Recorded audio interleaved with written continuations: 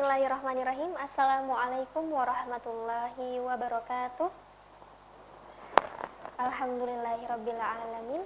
Hamdan syakirin, hamdan na'imin, hamdan ni'aman wa yukafi'u mazidah. Ya Rabbana lakal hamdu kama yanbaghi li jalali wajhikal karimi wa 'azimi sultanik. Allahumma salli ala sayyidina Muhammad wa ala ali sayyidina Muhammad. Rabbi zidni ilman warzuqni fahman. Allahumma faqihna fid din wa 'allimna ta'wil. Alhamdulillahirabbil alamin. Segala puji hanya milik Allah semata, Tuhan yang menguasai seluruh alam. Salawat beriring salam semoga senantiasa tercurah limpahkan untuk Nabi junjungan kita, Nabi Muhammad sallallahu alaihi wasallam. Seorang manusia mulia yang telah Allah jamin surga untuknya, tetapi masih mau mengurusi kita bahkan sampai ketika kita berada di padang mahsyar nanti. Seorang yang akan memberikan syafaat kepada kita dan seorang yang akan memberikan kita minuman dari telaga Al-Kautsar ketika kita merasakan kehausan di padang mahsyar nanti. Nah, pemirsa kajian Muslimah Siak TV yang semoga Allah rahmati, bertemu kembali bersama saya, Vera Safitri. Nah, untuk pertemuan kali ini, insya Allah yang akan kita bahas itu adalah ada apa di balik kesulitan. Nah, sebelum kita bahas sebuah cerita yang ada di Al-Quran, saya ingin menceritakan pengalaman pribadi saya terlebih dahulu. Jadi, alhamdulillah Allah memberikan kesempatan kepada saya untuk menjadi seorang santri di sebuah pondok pesantren. Saya mempunyai seorang guru yang dalam pandangan saya sangat Masya Allah sekali, sangat luar biasa sekali, mulai dari ayahnya, ibunya, keluarganya, semuanya itu Masya Allah gitu. Jadi pernah terdapat sebuah kejadiannya itu seperti ini. Jadi guru saya itu belajar ke Yaman dengan niatan sebenarnya hanya ingin untuk pesantren kilat lah, 40 hari gitu. Tetapi Allah memberikan takdir yang lain yang membuat beliau harus bertahan di Yaman itu selama 1 tahun. Dengan hikmah, dengan cerita yang dibawa pulang itu sangat luar biasa sekali gitu. Jadi apa yang membuat beliau bertahan di Yaman hingga satu tahun? Ternyata beliau hamil dan tidak boleh melakukan perjalanan jauh, sehingga harus menunggu bayinya lahir baru boleh pulang ke Indonesia. Jadi ternyata yang saya dapatkan dari guru saya itu menceritakan bagaimana perjuangan dia hamil ketika di Yaman gitu, yang dalam kondisi serba sulit. Kalau misalkan di Indonesia dia memperoleh banyak kemudahan gitu, sedangkan di Yaman dia tuh dilatih untuk hidup serba sulit gitu. Serba sulit, lagi ngidam, pengen makan apa, misalkan pengen makan mangga, dan mangga itu tuh harus dikirim dulu dari daerah yang jauh, pas sampai di tempatnya tuh udah busuk duluan misalkan. Jadi apa-apa yang diinginkan tuh sulit untuk dipenuhi. Kemudian mendapatkan pelajaran seperti apa lagi? Pelajaran bahwasanya di sana itu teknologi itu sangat terbatas. Teknologi terbatas, efeknya apa? Efek kebergantungan orang-orang di sana terhadap Allah itu sangat kuat sekali. Jadi sulit, bergantung ke Allahnya kuat. Nah, jadi pas selama di sana, ketika beliau menceritakan pengalamannya melahirkan, itu sangat luar biasa sekali. Ruangan hanya beberapa, sedangkan yang mau melahirkan itu banyak gitu, dan dengan peralatan yang mungkin tidak secanggih di Indonesia. Jadi apa yang beliau rasakan? Betapa beliau itu harus benar-benar meminta pertolongan Allah. Ya Allah, ya Allah, ya Allah, ya Allah. Terkadang kita sebagai manusia mempunyai sifat, ketika kita merasa aman, kita itu jarang dan tidak mau bergantung kepada Allah gitu. Ada uang kok di tabungan, aku kan masih punya uang yang banyak, jadi tenang aja gitu. Padahal sebenarnya itu tuh tidak boleh dilakukan gitu. Walaupun harta kita banyak, walaupun saudara kita banyak, tetapi tetap tempat bergantung kita hanyalah kepada Allah.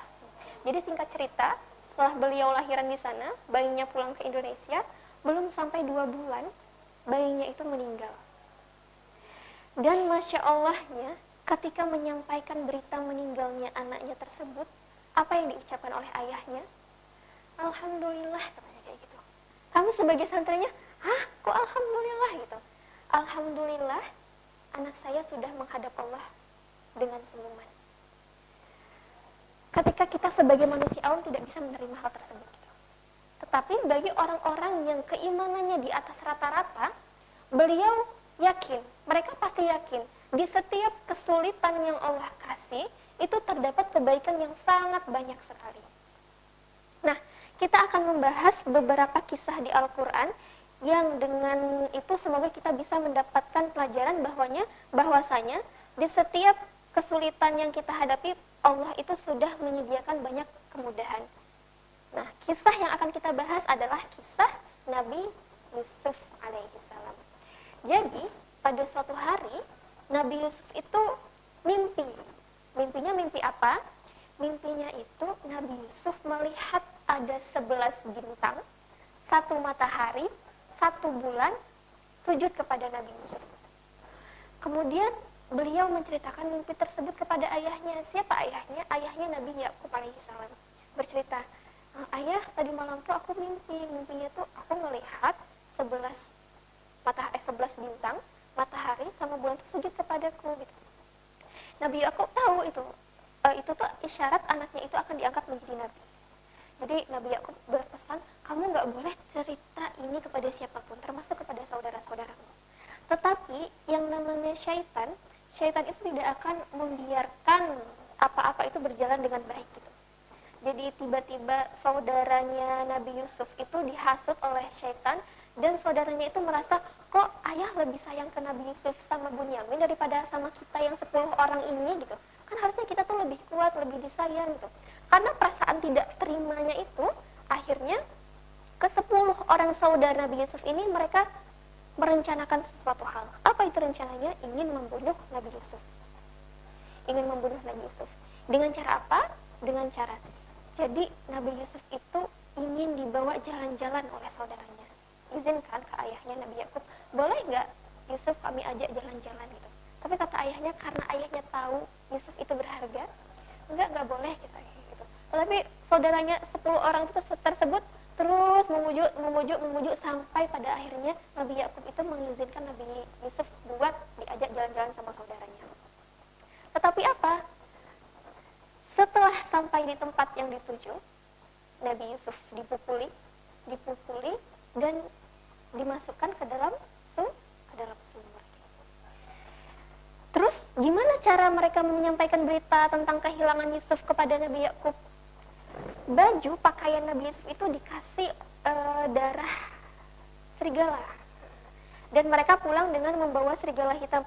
Ayah, ini Yusuf dimakan sama serigala ini gitu. Padahal sebenarnya Nabi Yusuf itu dicemplungkan ke dalam sumur gitu. Kenapa saudaranya melakukan itu? Gitu.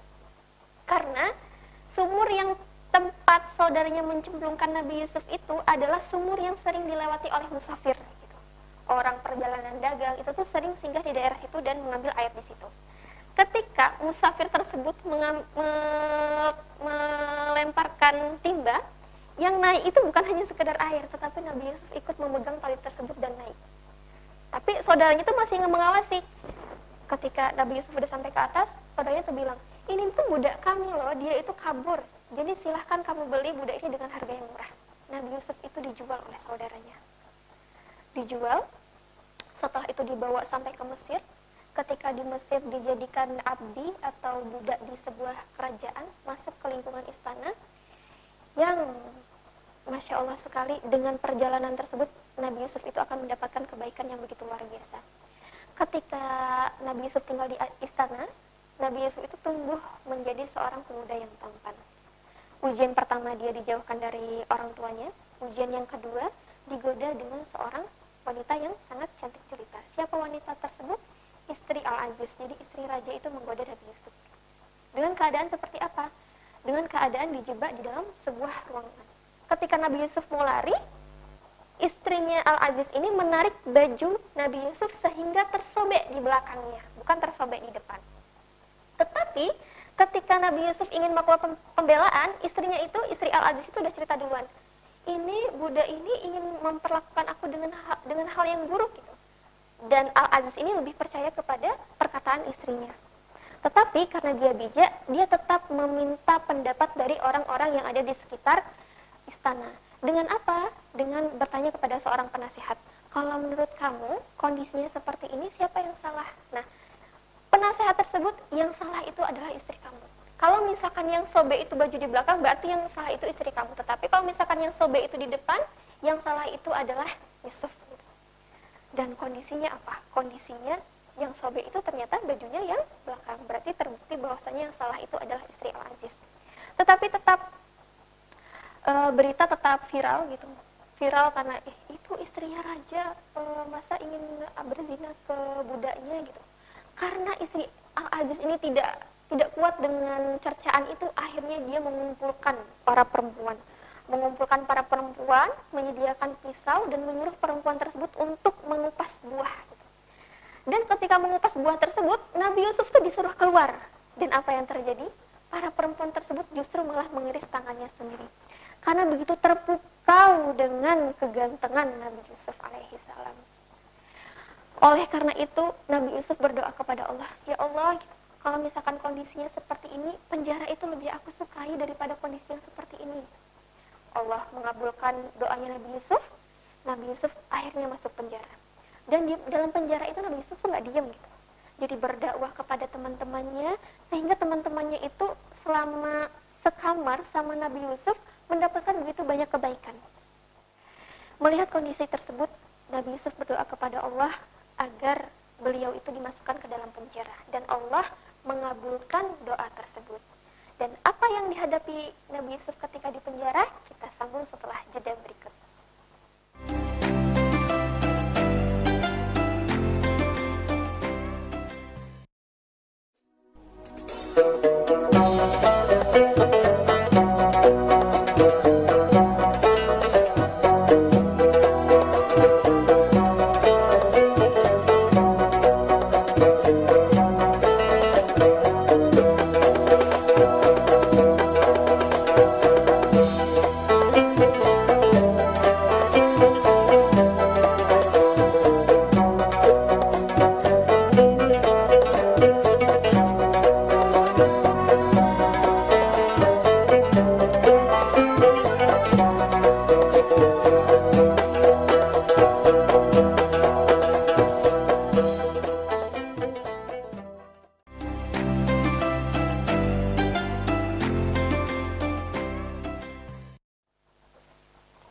Kembali lagi bersama saya dalam program kajian Muslimah Siak TV.